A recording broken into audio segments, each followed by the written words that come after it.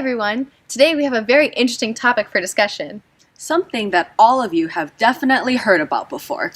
And that is Hong Kong's free economy, its philosophy, and even one of the biggest case studies in Hong Kong's history. Without further ado, let's begin. After the Second World War, Hong Kong had no minimum wage, low and simple taxes, zero tariffs, aero capital controls, and a stable legal environment. The government in Hong Kong invested in its seaport and public education, but public spending ranged from 13 to 19% of GDP. Thus, Hong Kong has also avoided an accumulation of public debt. Hong Kong actually ran budget surpluses in 32 years between 1948 and 1985. Post-war Hong Kong went as far with economic laissez-faire as any other country in history. This resulted in economic development that benefited virtually all the people of Hong Kong. Living standards increased substantially, even for the poorest people in Hong Kong. It is an excellent example of a free market limited government society. But what is this economic laissez-faire and free market economy? Well, let's start with the definition of economic laissez-faire. Laissez-faire is an economic system in which transactions between private parties are free from government intervention, such as regulation, privileges, tariffs, and subsidies. And what exactly is a market then? Market can be defined as a system that delineates, transfers, and protects the property rights of its participants over the whole demographic cycle. Who are the participants? They are consumers, savers, investors, borrowers, and governments, and they interact with each other every day through either the market or a centrally planned system. So, what is a free market economy? The definition of the free market goes back to Adam Smith, where the entrepreneur, in such manner as its produce may be of the greatest value, he intends only his own gain, and he is in this, as in many other cases, led by an invisible hand to promote an end which was no part of his intention. In other words, capitalism is the belief that the combined individual acts of greed by the market participants end up through an invisible hand of the market to create the greatest good for all. In Hong Kong, the economy became free back in the 1950s, when it was a small territory with a lot of refugees with entrepreneurial skills and a British civil service that knew that it did not know enough about markets to pick winners. In 1971, Sir John Cowperthwaite, as financial secretary, coined the policy phrase positive non-intervention. An example of his hands-off approach was his view that there is no need for statistics because with statistics, you will use them for planning.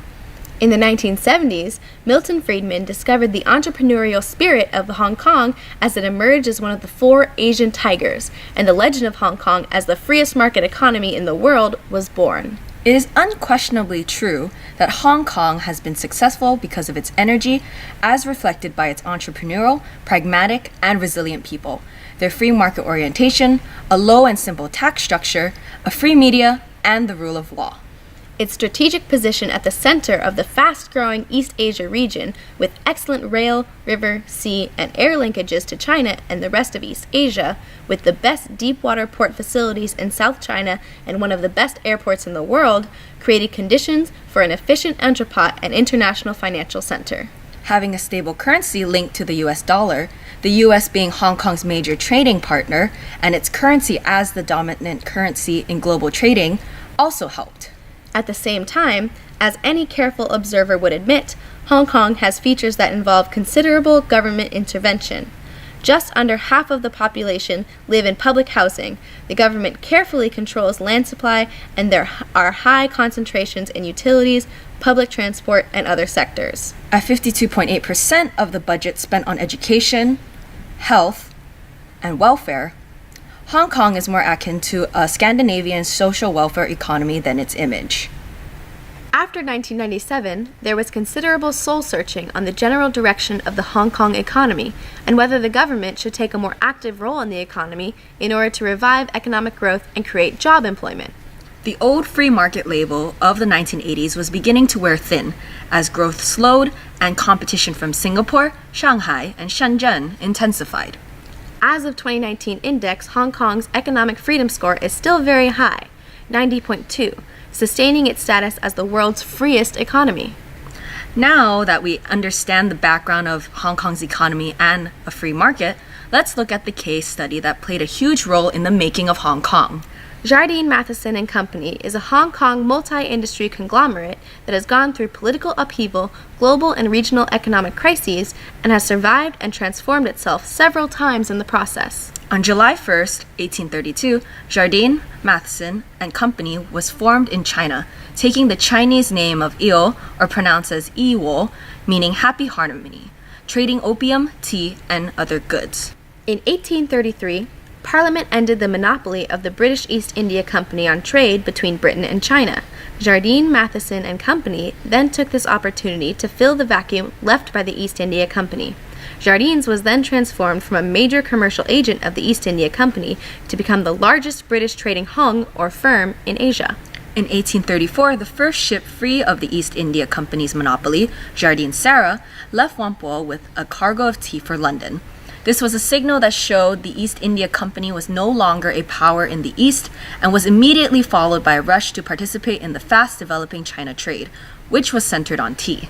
From the middle of the 17th century, this drink had been growing in popularity in Britain and the British colonies, but the trade in teas was far from simple. Due to the high taxes on tea in Britain, the tax on tea was often as much as 200% of the value. This punitive level of taxation gave rise to widespread smuggling, which became an additional hazard to legitimate businesses. To profit in the China trade, participants had to be ahead of all competition, both legitimate and otherwise. Each year, fast ships from Britain, Europe, and America lay ready at the Chinese ports to load the first of the new season's teas. The ships raced home with their precious cargoes, each attempting to be the first to reach the consumer markets, thereby obtaining the premium prices offered for the early deliveries. In 1841, Jardines had 19 intercontinental clipper ships, compared to close rival Denton Company with 13. Jardines also had lots of small ships, lorchas, and small smuggling crafts for coastal and upriver smuggling.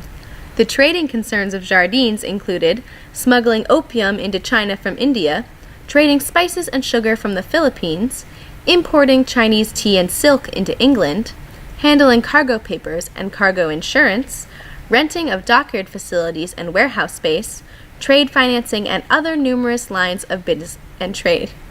During the mid-1830s, trade with China was becoming more difficult due to the Qing government's increasing restrictions on the narcotic trade, in part to control the worsening outflow of silver. This trade imbalance stemmed from the fact that Western traders were importing more opium into China than they were exporting teas and silk.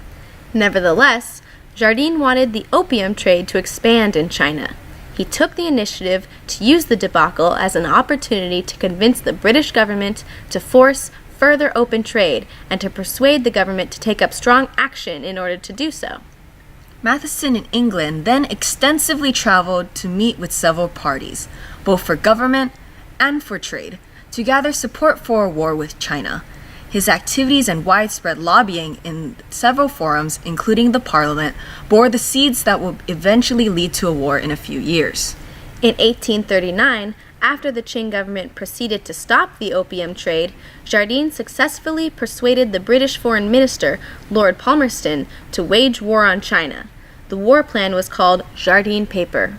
In the Jardine Paper, Jardine emphasized several points to the Palmerston in several meetings, and they are as follows.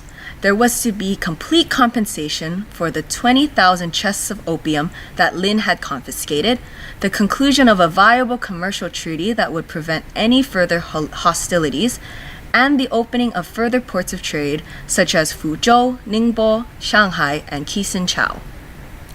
It was also suggested by Jardine to occupy an island or harbor in the vicinity of Guangzhou should the need arise. Hong Kong would be perfect because it provided extensive and protective anchorage.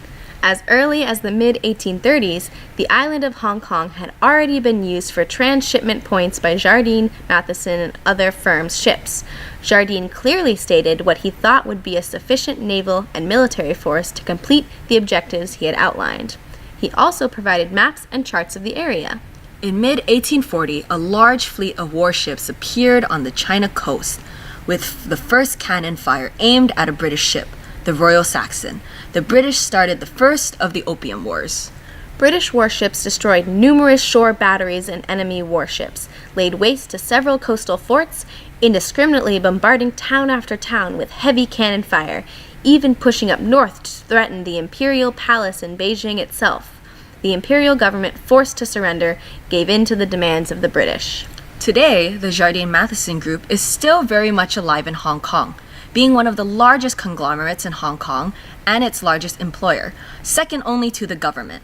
Several landmarks in present-day Hong Kong are named after the firm, and the founders Jardine and Matheson, like Jardine's Bazaar, Jardine's Crescent, Jardine's Bridge, Jardine's Lookout, Yi Wo Street, Matheson Street, Jardine House, and Noonday Gun.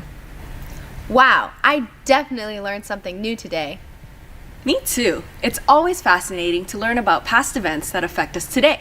And next week, we're going to learn even more. Till Till next next time. time.